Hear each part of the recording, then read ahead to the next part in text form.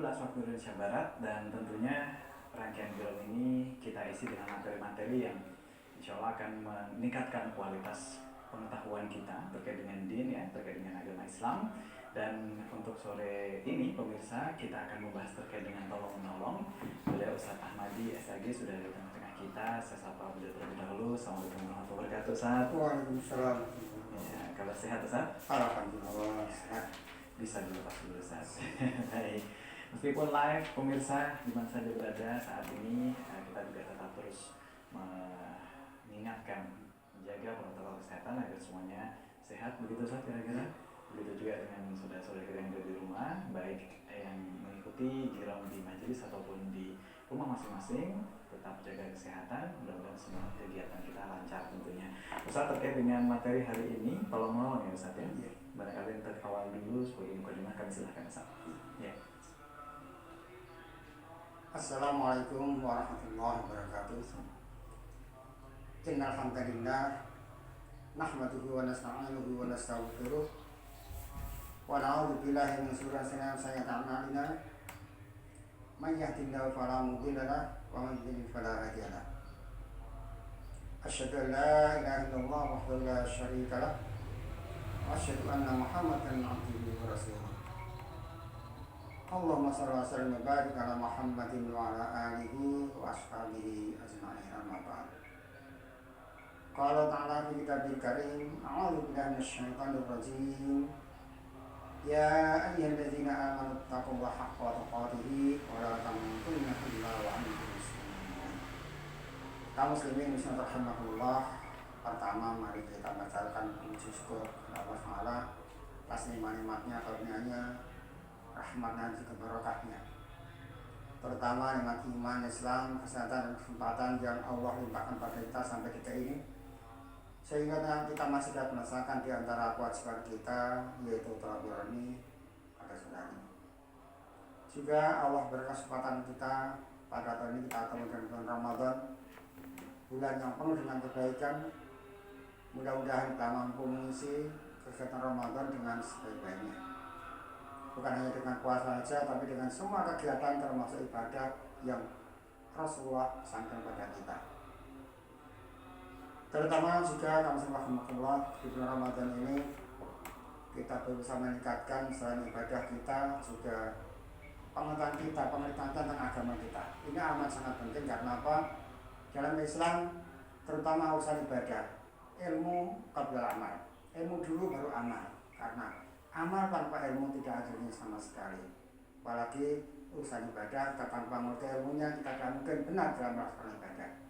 Setelah maka sekali lagi kami rahmatullah, kita bersyukur atas nikmat Allah berupa kesempatan kepada kita tentang dosa hari kita masih dapat melaksanakan taat berupa tarawih ini. Kami rahmatullah dalam rangka kegiatan Ramadan tahun ini, mudah-mudahan sebagai wasilah, sarana atau peningkatan kualitas kita yang sebagai orang yang beriman, ya Allah kendaki meningkat menjadi orang yang bertakwa, betul-betul harus kita capai. Di antaranya yaitu dengan kegiatan Ramadan yang masih diadakan, sehingga mudah-mudahan sekali lagi dari kegiatan itu mampu meningkatkan ketaatan kepada Allah SWT. Termasuk hari ini kami rahmatullah, tema yang kami angkat yaitu tentang tolong menolong. Ya insya Allah bahasa itu bukan bahasa asing bagi kita, terutama orang yang beriman, bagi orang Islam, Namun sekali lagi yang penting jangan sampai hanya sebagai slogan saja. Tolong menolong jangan sampai berhenti pada slogan, apakah itu dari dalil maupun dari kebiasaan yang kita ucapkan. Yang penting lagi adalah kita wujudkan dalam kehidupan kita sehari-hari, bahwa kita hidup ini tidak mungkin kita hidup sendiri. Kita ini manusia, makhluk sosial yang tidak mungkin lepas dari yang lain. Tidak mungkin lepas dari yang lain. Katakanlah kita mau minum segelas air saja. Berapa orang yang ikut serta untuk mengusahakan itu? Satu amat sangat kecil, jarum, masa sangat kecil. untuk mewujudkan satu jarum itu butuh berapa ribu orang. Luar biasa. Itulah manusia, sehingga tidak bisa hidup sendiri tanpa kesertaan yang lain. Setelah maka dalam Islam masalah tolong menolong itu betul-betul sangat ditekankan, sangat ditekankan. Allah mengatakan dalam surat Al-Maidah 2 itu yang insya Allah kita semua sudah hafal ya. Allah berfirman, "A'udzu minasyaitonir rajim, wa ta'awanu 'alal birri wat taqwa. Wa la ta'awanu 'alal ismi wal 'udwan." Wattaqullah.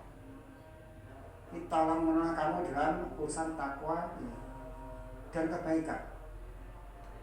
Dalam masalah takwa yang ketaatan kepada Allah dan kebaikan, bir, ya, suatu bir. Satu bir itu satu kebaktian. Jadi suatu perbuatan yang didorong oleh keimanan itu bir. Jadi birun. Jadi suatu wujud, bukan satu teori. Jadi birun itu suatu wujud dari apa yang kita yakini. Jadi wujud dari iman kita wujud dalam perbuatan namanya bir. Maka biasa dengan kebaktian. Kebaikan yang berupa praktek dalam kehidupan sehari namanya albir. Nah, tolong menolong dalam albir, dalam kebaktian kepada Allah. Yaitu kebaktian yang berupa kebaikan yang didorong oleh keimanan. Juga at-taqwa dalam bentuk ketaatan kepada Allah. Jadi tolong menolong dalam bir dan takwa. Ta'awanu 'alal birri wat taqwa. Jadi tolong menolong dalam perbuatan bir, berarti yang baik, ya dalam keimanan dan juga dalam urusan ketaatan kepada Allah. Wala ta'awanu, janganlah kamu tolong menolong dalam urusan apa? Ismi wal 'udwan. Perbuatan dosa dan perbuatan kemaksiatan. 'Udwan itu kemaksiatan. Bermaksiat kepada Allah.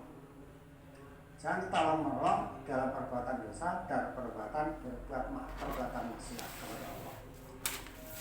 Dan takwa kepada Allah. Ini. Nah, maka tolong menolong sekali lagi kita ini masuk usia yang tidak mungkin satu terpisah dari yang lain. Tidak mungkin. Setelah maka Rasul juga mengatakan kepada kita, Allah akan selalu menolong hambanya selama hamba itu selalu menolong saudaranya. Allah mengatakan, Rasulullah katakan bahwa Allah akan selalu menolong hambanya, siapapun itu hambanya. Allah akan menolong selama hamba itu selalu siap menolong saudaranya. Maka tolong menolong sangat penting untuk kita wujudkan, bukan kita pidatokan sebagai bentuk, tapi kita wujudkan. Setelah maka, Masya Allah, ya, Rasulullah dengan satu perumpamaan, dua perumpamaan yang biasa Rasul kepada kita. Yang pertama, perumpamaan sebagai bangunan. Rasul katakan orang yang beriman itu seperti satu bangunan. Kalau bunyan, ya syuddu ba'duhu ba'dan. Yang antara satu bagian dengan bagian lain saling menopang, menguatkan. Ini. Satu contoh rumah atau bangunan rumah atau gedung apa saja bentuknya. Jadi antara satu komponen dengan komponen itu selalu tidak bisa terpisah. Ya, jadi di situ ada tiang, di situ ada tembok, di situ ada pintu, ada kerangka atap, ada atap dan semuanya. Mereka satu kesatuan yang tidak bisa dipisahkan. Tidak bisa dipisahkan. Jadi pintu tidak bisa berdiri tanpa menempel pada yang lain. Maka ya syuddu ba'duhu. Jadi antara satu komponen yang lain itu saling menguatkan, saling menopang satu dengan yang lain. Jadi pintu menempel pada yang lain juga, tiang begitu, tembok juga begitu. Jadi kalau sekarang tembok dulu kan bukan tembok kan itu, tapi dindingnya mungkin dari kayu atau dari bambu dan sebagainya. Jadi maka nampak ini hubungan antara tiang dengan atap, tiang dengan tembok atau dengan dinding itu sangat nampak. Ya, sekarang ini kadang nggak nampak, nampaknya tembok. Padahal dalam tembok itu kita tahu sudah jadi ada tiang-tiang yang harus bahkan pakai cakar ayam lagi, ya, pakai penguat. Ya. Yang lain nanti tinggal nempel di situ. Tapi ada tiangnya yang betul kadang-kadang sampai begitu luar biasa kuatnya. Apalagi sampai gedung bertingkat yang sekian banyak. Ini tiangnya harus sangat kuat. Ya. Nanti bangunan yang lain tadi, komponen yang lain seperti ada jendela, ada pintu, ada mungkin kerangka atap sampai atapnya ini semuanya saling menopang satu dengan yang lain. Bahasa Rasulullah ya sudu, jadi saling menguatkan, menopang satu dengan yang lain. Nah, inilah jadi dalam kehidupan kita bermasyarakat itu tidak bisa satu dialek berpisah, tidak bisa, harus ada satu dengan lain itu saling menopang, saling menopang. Jadi satu dialek tidak bisa berpisah dengan yang lain. Kemudian yang luar biasa lagi, Rasul mengatakan bahwa kita ini diumpamakan dalam kehidupan kita ini seperti satu tubuh. Kama harijat, sampai satu tubuh. Jadi apanya? Bukan saling menopangnya saja, bukan. Tapi karena tubuh kita ini terdiri dari sekian banyak anggota tubuh yang luar biasa, maka 3 yang Rasulullah tekankan pada kita. Yang pertama ini witawadih, saling mencintai yang pertama. Jadi anggota tubuh kita ini saling mencintai satu dengan yang lain. Maka Masya Allah, kalau kita mau melihat diri kita sendiri terlalu jauh diri kita. Ketika tangan kita satu terkena mungkin pisau sehingga berdarah, sakit mungkin ini, tangan yang satunya akan berusaha segera menolong ini. Karena apa? Sangat mencintai anggota tubuh yang lain. Dan banyak tangan bukan. Ya karena sakit mungkin ikut menangis, keluar air mata ini, dan kemudian lari kemana, kaki kita bergerak, kemudian kantong kita yang ada isinya dikeluarkan untuk bayar obat dan sebagainya. Ini semuanya berkorban untuk apa? Untuk keselamatan, untuk kebaikan satu anggota badan yang sakit tadi karena terserap pisau mungkin tadi. Dan juga karena yang lain-lain gitu. Itulah maka Rasul katakan jadi satu anggota tubuh sakit semua ikut merasakan. Rasul gambarkan jadi semalam tidak bisa tidur karena apa? Karena demam. Dan semua ikut merasakan sakit ini. Juga ketika kaki kita, bukan kaki semua, satu jari kaki yang paling kecil ini sakit. Mungkin karena kita pegang kunci pas jatuh pas kena jari yang paling kecil pas kukunya lepas ini, betapa sakitnya. Apa yang lain membiarkan? Oh tidak. Tangan cepat-cepat menolong bagaimana darahnya tidak terus mengalir, carikan obat, carikan ini sehingga betul-betul ini luar biasa.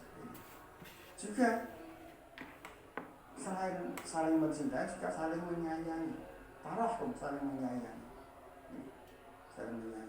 Jadi bagaimana anggota tubuh itu tidak terkena sakit umpamanya ini, tidak kena sakit ini. Jadi jangan sampai sakit, jangan sampai lelah, jangan sampai ingat. Jadi betul-betul disayang betul. Nah, ini anggota tubuh kita. Itulah maka ketika dingin cari selimut, kita hujan cari payung dan sebagainya, pakai sepatu, pakai kaos kaki dan sebagainya, ini semuanya karena apa? Saling menyayangi satu dengan yang lain. Dan tidak ada yang namanya saling mendengki, tidak pernah ada anggota badan kita. Jadi tangan kanan pakai tangan kiri, pakai jam tangan yang kanan iri, ingin pakai semuanya. Oh tidak ada.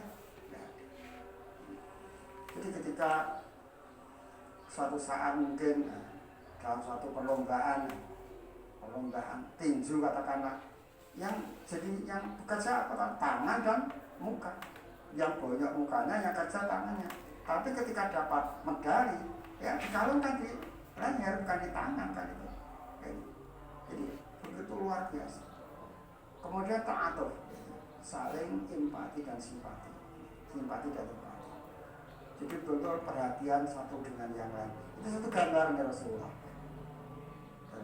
Sehingga itu yang Rasul harapkan. Jadi anggota badan kita itu sebagai contoh dari kehidupan keseharian. Jadi saling menolong, saling menyayangi, saling melindungi, saling simpati satu dengan yang lain, saling menyayangi, saling mencintai. Itulah satu contoh. Nah, kita orang yang beriman itu diibaratkan seperti satu tubuh tadi. Jadi tidak ada membiarkan, tidak ada yang sakit dibiarkan, tidak pernah terjadi, karena anggota tubuh sakit yang lain akan berusaha untuk menolong bagaimana sembuh dari sakitnya. Nah ini, maka sekali lagi satu perumpamaan luar biasa dari Rasulullah. Yang pertama tadi seperti satu bangunan, dia saling menopang satu dengan yang lain. Ya, tidak akan terjadi sama orang yang beriman. Ya, bisa tidur kenyangnya karena kekenyangan, sementara tetangganya lapar sehingga dia bisa tidur. Tidak akan terjadi. Itu bukan orang beriman. Rasul katakan, bukan orang beriman kalau dia tidurnya karena kenyang perutnya, sementara tetangganya lapar sehingga tidak bisa tidur. Nih. Maka secara umum saya katakan ciri orang beriman itu diantaranya tadi, jadi mencintai saudaranya sebagaimana mencintai dirinya sendiri. Jadi kalau dirinya tidak suka, katakanlah dianiaya, tidak suka, tidak senang kalau merasakan sakit, tentu saudara juga seperti itu. Maka bagaimana menyelamatkan, menolong dan sebagainya. Bahkan lebih dari itu Allah katakan dalam surat Al-Taubah 71, Allah katakan orang yang beriman baik laki-laki maupun perempuan satu dia sebagai wali. Ba'dhum awliya ba'dhin. Sebagai wali. Kata wali itu, awliya itu berjamaah dari wali. Wali itu bisa berarti penolong, pelindung, pemimpin, atau teman setia. Itulah. Jadi antara yang beriman itu seperti itu. Maka sekali lagi terjadi awal saya katakan, jangan sampai kata-kata tolong menolong yang setiap hari kita dengar mungkin ini hanya berarti pada slogan, ucapan, hanya pemanis bibir, tidak. Tapi marilah kita berusaha untuk semaksimalnya mewujudkan dari yang paling mudah, yang paling kecil saja. Rasulullah memberikan satu gambaran yang paling mudah. Yang paling mudah. Jadi ketika kamu berbelanja, kemudian kamu masak daging atau apalah di situ, karena sedikit mungkin untuk keluarga pas-pasan. Rasul katakan banyaklah, perbanyaklah kuahnya. Untuk apa? Untuk tetangga. Kenapa tetangganya keluarga? Ya tidak tentunya. Ya sebagian untuk tetangga, sebagian untuk keluarga. Nah ini. Itulah maka sekali lagi luar biasa mereka satu contoh bagaimana kita hidup dalam kebersamaan, terutama sama orang yang beriman ini. Jangan sampai yang satu hidup nyaman sementara yang lain sengsara, yang sementara yang lain kekenyangan sehingga tertidur nyenyak, sementara yang lain terjadi karena kelaparan. Nah, ini bisa terjadi. Yang lain pakainya bertumpuk-tumpuk, berkesan banyak, gantinya lemarinya semua penuh, sementara yang lain tidak punya pakaian sehingga harus tumpang samping. Misalnya yang terjadi, ini boleh terjadi. Setelah maka jangan sekali lagi kata-kata istilah tolong hanya berarti pada slogan ucapan saja. Saya demikian mungkin dipahami.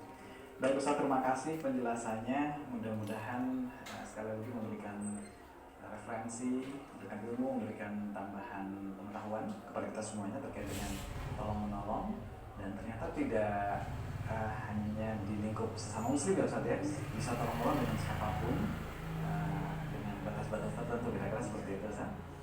Dan untuk Anda pemirsa yang akan bergabung bersama juga bisa ya di SMS WhatsApp sama nanti pukul 17 waktu Indonesia Barat, khususnya terkait dengan tolong menolong ini dulu. Saya coba sapa dulu Ustaz saudara kita yang sudah bergabung.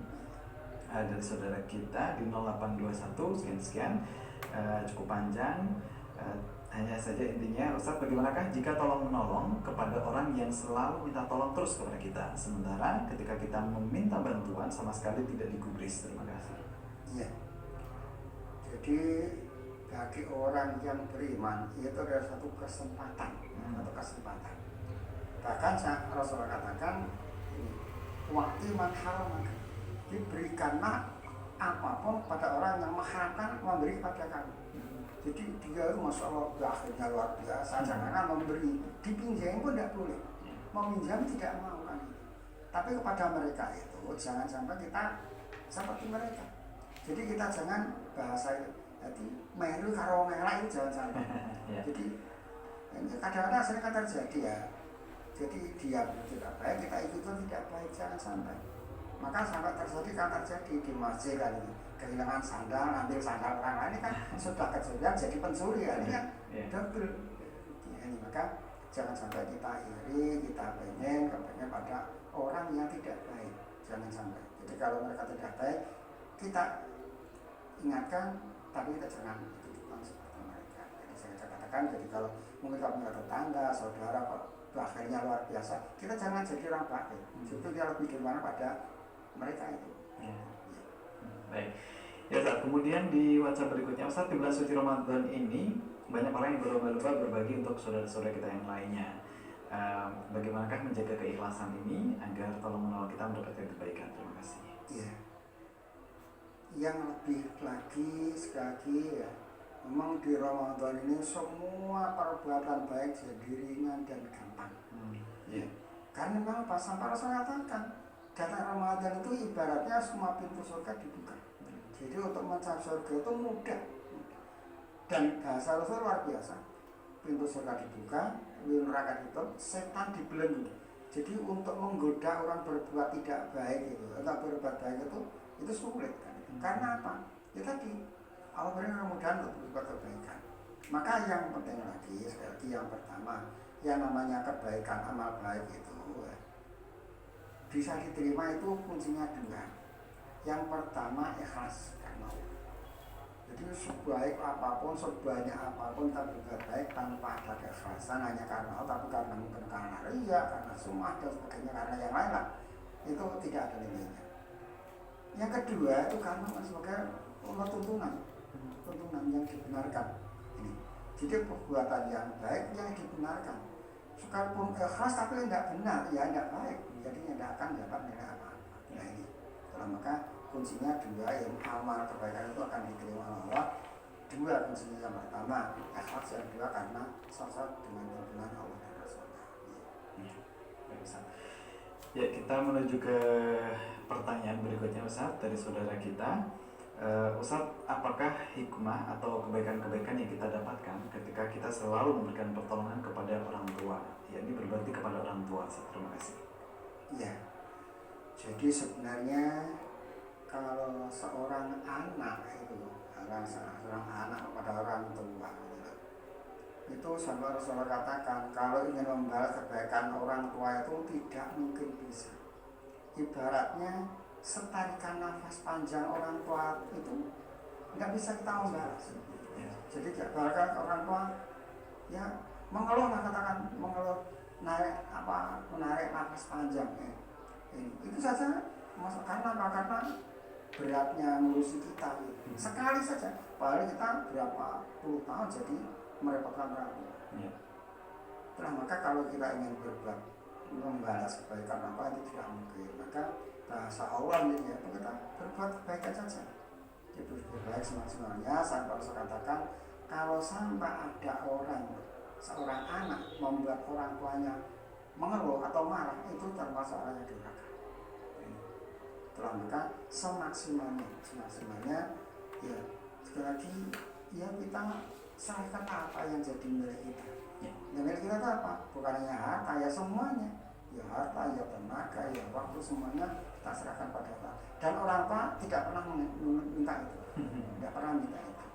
Walaupun dia mengorbankan sama puluhan tahun, bayangkan dari dalam kandungan sampai melahirkan sampai kuliah sarjana S berapa, itu tidak pernah berpikir berapa habisnya, tidak pernah. Tapi ya kita dituntut bahwa kita bagaimana membalas kebaikan itu semaksimal yang kita mau, dengan cara tidak menyakiti hati saja, tidak menyakiti hati orang tua saja. Kalau mau membalas secara materi tidak mungkin, apalagi hati kasih sayang tidak mungkin, maka jangan menyakiti hati orang tua, itu sudah cukup. Baik, kita menuju ke pertanyaan berikutnya dari Wonosobo. Saat mohon penjelasan saat terkait tolong menolong di waktu sempit. Ada nasi sepiring terus kita berikan kepada yang membutuhkan. Apakah konteks yang kita lakukan tidak termasuk menganiaya diri sendiri karena tubuh kita juga butuh, tubuh kita juga lapar? Terima kasih. Ya. Itulah yang perlu kita pahami ya.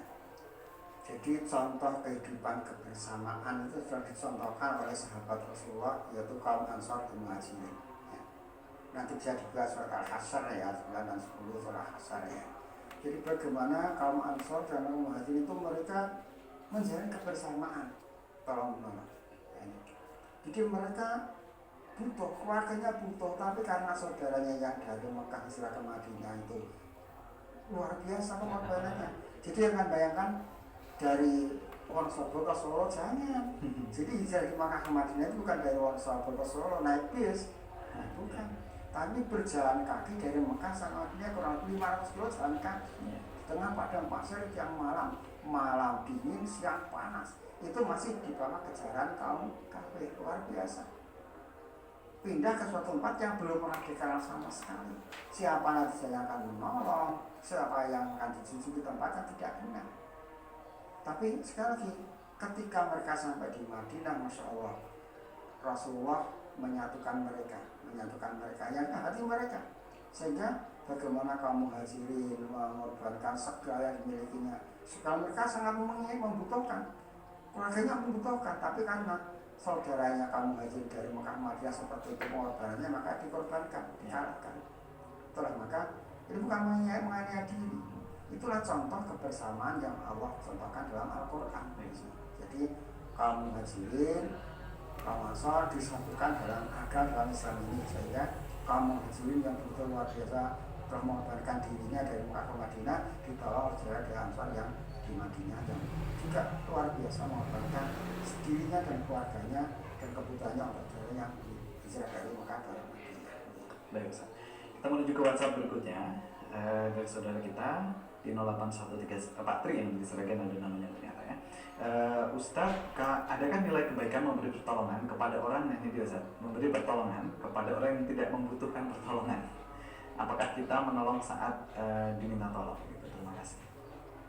Jadi sekali lagi ya, jadi orang yang tidak membutuhkan pertolongan kita tolong. Nah, kenapa kan gitu? Yang aneh kan itu. Orang tidak butuh pertolongan kita tolong kan gitu. Kita yang aneh kan, pertanyaannya aneh kan itu. Jadi orang kaya diberi, ini kan zakat katakanlah, itu kan tidak pas kan itu, tidak pas. Jadi setelah maka ya yang mau menolong itu yang perlu pertolongan kan, perlu pertolongan. Setelah maka nah, semuanya tidak ada, tidak mungkin sekarang itu yang namanya pertolongan itu tidak ada, tidak mungkin yang biasa ditolong. Banyak yang perlu pertolongan. Punyanya apa yang bisa ditolong, yang diberikan. Nah ini masalahnya kan itu. Jadi insya Allah ya kalau yang butuh pertolongan itu sangat banyak. Maka ya kalau pertolongan yang butuh pertolongan, yang tidak perlu pertolongan jangan ditolong gitu aja. Perkara nilainya ada atau tidak ada, ya jelas dia tidak perlu pertolongan atau bukan malah kan dia mengatakan saya tidak perlu ditolong, tidak perlu ditolong. Kita menuju ke pertanyaan berikutnya, Ustaz, bagaimanakah ada tetangga ditolong, tapi kalau ditagih malah belot, malah mendiamkan tetangga sekitar, hafal sifatnya memang begitu, Ustaz. Khususnya menolong untuk materi. Ya, yang namanya manusia itu di mana-mana ya ada yang seperti itu. Itulah maka Islam memberikan satu pegangan yang luar biasa. Jadi tolonglah orang yang berbuat zalim pada kamu. Berbuat zalim itu ditolong kan gitu. Bagaimana caranya? Ya bagaimana menyamakan mereka perbuatan zalimnya kan gitu. Jadi ya orang yang bakhil katakanlah gitu. Bakhil. Jangan kita tutup bakhil, ya kita beri pada mereka. Ini. Mereka katakanlah ini sudah ditolong, diberi, bukan membalas, bukan masuk berbuat yang tidak baik. Ya sudah, itu nanti kita doakan saja, kita doakan. Maka ada seorang sahabat ketika membayar zakat, bahasa kita yang bayar zakat, diambil oleh seorang pelacur. Waduh, itu dia mengatakan zakatmu diambil seorang pelacur. Terus ya sudah zakat lagi aja, ternyata diambil orang kaya. Orang kaya mengambil zakat, nah, ini kan nggak pas lagi. Oleh sahabat ini, wah ini ya nggak guna lagi, nah itu aja ambil lagi zakat lagi. Ternyata diambil oleh pencuri aja. Jadi jika akan zakatnya sampaikan pada Rasul, ya Rasulullah saya ini saya zakat tapi ya nasib saya memang tidak muncul itu loh. Yang pertama diambil orang pelacur, yang kedua diambil orang kaya, yang ketiga diambil pencuri, ya ini ya zakatmu tidak ada masalah, insya Allah diterima. Maka mudah-mudahan semua mereka berhenti karena zakatmu kan itu. Jadi apa yang kamu keluarkan semua ternilai oleh Allah zakatnya. Perkara siapa yang menerima ini karena apa? Bukan sengaja kamu berikan pada orang kaya, bukan. Mereka mengambil yang bukan haknya kan itu. Nah, ini maka insya Allah zakatmu telah diterima. Jadi dari zakat dari amal, mudah-mudahan sekali lagi mereka sembuh gitu. Yang langsung sembuh, yang kaya bukan jadi mengambil hak orang lain kan itu. Jika yang pencuri berhenti dari mencuri karena berkat zakat yang diambil dari zakat tadi. Kita menuju ke pertanyaan berikutnya, Ustaz, bagaimanakah Ustaz cara kita menghadapi seseorang yang kita tolong tetapi pertolongan kita tidak dihargai, Ustaz? Terima kasih. Ya tadi lah, perkara sampaikan dengan jadi kalau kita itu beramal karena lillah kan itu, lillah karena Allah. Jadi kita menolong itu karena Allah. Baik yang kita tolong ngerti atau tidak ngerti itu bukan urusan kita. Jadi tolong bukan sekadar tidak terima kasih, bahkan mungkin menjelek-jelekan yang menolong. Bukan sedikit, sering terjadi seperti itu. Jadi sudah ditolong malah menjelek-jelekan yang menolong. Nah, ini sering terjadi. Tapi kita jangan berhenti seperti itu karena tadi kita berbuat menolong itu bukan karena ingin dipuji, ingin diucapkan terima kasih, bukan. Dia terima kasih, tidak terima kasih bukan urusan kita. Tapi kita punya kewajiban kita tolong saja. Kita mau dia mempertolong kita tolong. Ini. Adapun dia terima kasih tidak itu bukan urusan kita. Ini. Tapi kita berbuat kebaikan itu kebaikannya akan kembali pada kita.